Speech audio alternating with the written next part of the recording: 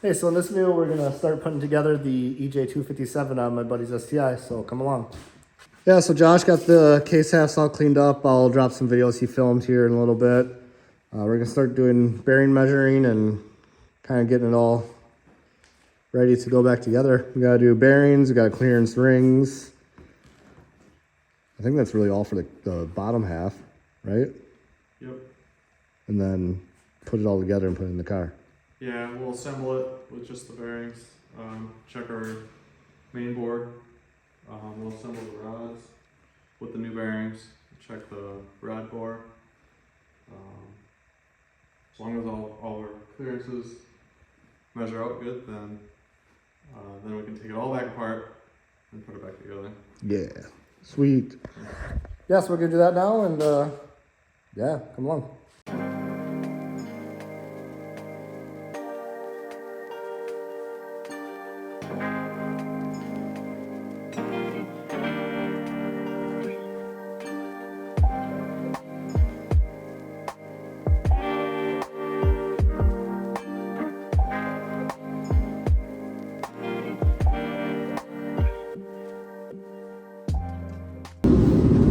So Josh is looking for some torque specs.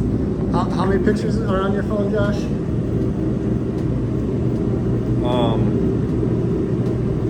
In my defense, I got this new phone and it somehow loaded the pictures twice. Okay, so half the number that's on there. There's 8,719 photos. So we're looking for one picture out of that. We're just gonna Google it at this point. Yeah, so we got all the big case half bolts. We're just doing the last couple ones here. What we'll do is we'll measure this, we'll measure the crank and figure out the clearance. And probably call it a night there because it's already like 11 o'clock. But then we gotta do the rods and then gap the rings and then put it together. And then put it in the car.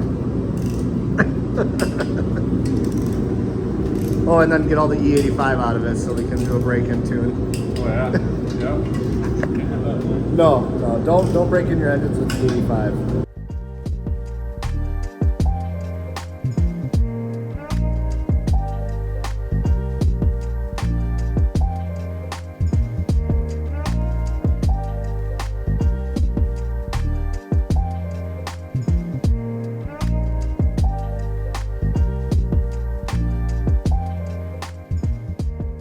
Well, we're done for the night. We started doing some measuring, and the standard size bearings are a little bit too thick, so we need to get some, is it undersized? Some looser bearings. That's an easier way to think about it. Well, it's not too far off, but we got some options we're gonna do and put it all back together and retest it all here in a little bit. It'll probably be after SEMA though, so we'll go from there. Yeah, so we're back. We're gonna take the case halves apart. We're gonna retorque them and just check some stuff, make sure. We might just end up getting some new case halves, that way we know it's all good. I mean, maybe that's why his bearings failed. Maybe this case wasn't quite straight from the get-go. It's hard to really say. Notice anything weird, Josh? Not yet. Well, these front ones were the tight ones, so just inspect the surfaces. Yeah. I think while Josh is doing that, I'm gonna start tearing apart the front end here. So far, it's all the same still. Yeah, unfortunately, that's too tight. So, from a couple people we talked to, they said just to get the new case halves. So, Tony, I'm calling you in a little bit, and you're gonna cry. But, yeah, we'll probably have to catch back up with this in a couple weeks then. So we got the new oversized bearings. So we're gonna split this block apart, put them in, retorque it all. We still have issues. We have another case half, 2 more case halves over there to try. But I don't know, I have a good feeling about this one. What do you think, Josh? Yeah, I mean, yeah. Yeah? Yeah, so we're only swapping the front 2 journals here. The back ones were all within spec and everything like that, so we're gonna plop these in and try it. And like I said, if they don't fit, we got a spare one right there. I mean, technically there's a spare one in the back of my car too. you know? Still 0, yeah. So I'll just double check the back one.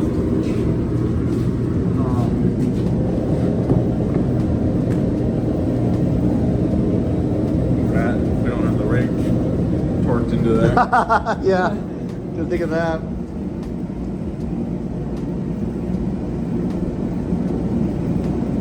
That was like 3.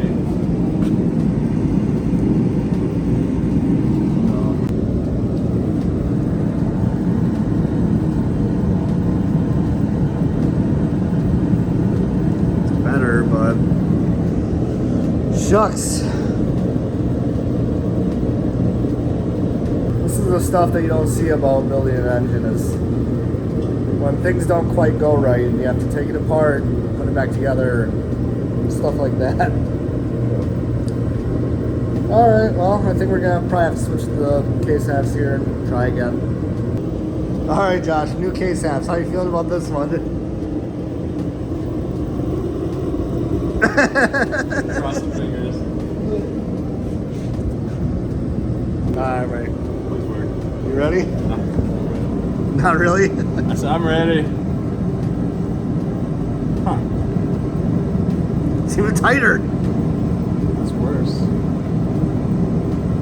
Maybe we double check our. Yeah, we can.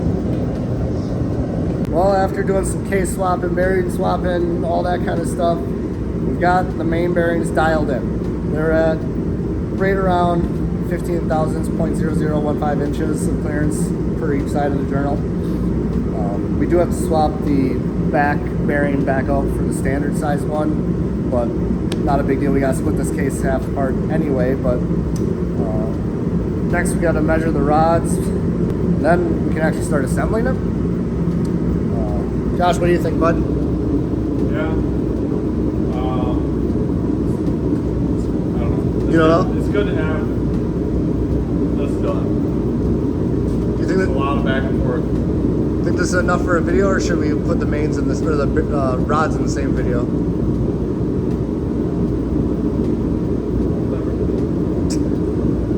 So Josh is back again.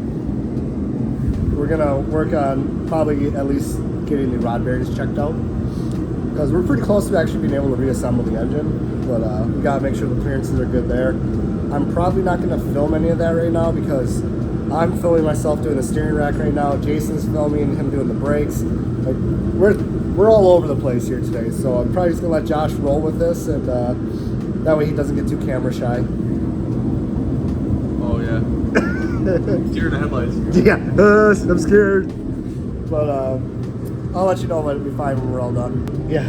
So Josh is sitting over here disassembling the rods from the crank and stuff. And what'd you say to me, Josh? Oh, I don't like what I see with that loose crank.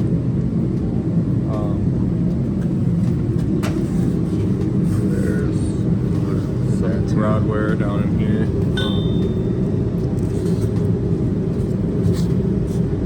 Mainly like right about our light. Yeah, you can see it still. Yeah, you'll have this one.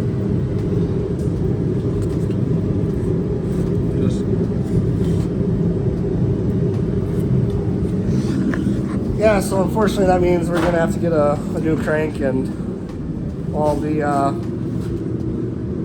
bearings that we've already measured we'll have to redo, but Josh is gonna put the rods together here. That might be a good place to leave this episode. Oh yeah, oh yeah. No particular order. No. I just tossed them up here, but Well, I think that's probably where we're going to leave this episode. So, sorry, Tony, you're going to have to pay some more money. Buy a Subaru, they said. No. Honestly, this would happen with anything. It is a used crank. We were hoping it was good.